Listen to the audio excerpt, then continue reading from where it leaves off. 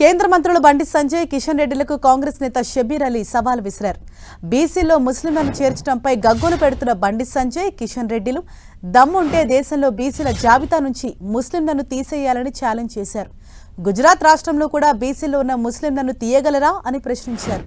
కులగణన సర్వేను రాజకీయం చేస్తూ బీసీల మధ్య కేంద్ర మంత్రులు చిచ్చు పెడుతున్నారని మండిపడ్డారు. 1882 నుంచి 1953 వరకు అనేక కమిషన్లు ముస్లింలను బీసీలో చేర్చాయని గుర్తు చేశారు. పలు రాష్ట్రాల్లో కూడా వెనుకబడిన మైనారిటీలను బీసీలో చేర్చారని చెప్పారు.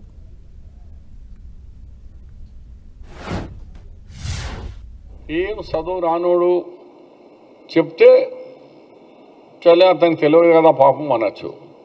కేంద్రంలో ఒక ఇంపార్టెంట్ పదవులో ఉంటూ పెద్దలు కిషన్ రెడ్డి కానీ, బండి సంజయ్ కానీ, లేకుంటే ప్రొఫెసర్ లక్ష్మణ్ అలాంటి వ్యక్తులు ఇలాంటి మాట్లాడి బీసీల మధ్యలో ఒక చిచ్చు పెడుతున్నారు. ముస్లిమ్స్లో గుజరాత్లో ఉంది ఓబీసీ ముస్లిం, బీహార్లో ఉంది, యూపీలో ఓబీసీ ముస్లిమ్స్ ఉన్నారు. ఇక్కడికి వచ్చి ఇది మతపరంగా ఉన్నది. అరే బాబు, మతపరంగా లేరు. మతంపరంగా ఉంటే సయ్యద్కు లేదు, మొఘల్కు లేదు, పఠాన్కు లేదు, షియాకు లేదు, మన ఇస్మాయిలియాకు లేదు, బోరాకు లేదు, చాలామందికి లేవు. హిందూస్లో కూడా వెల్మాస్కు లేదు, కమ్మాస్కు లేదు, బ్రాహ్మణ్స్కు లేదు.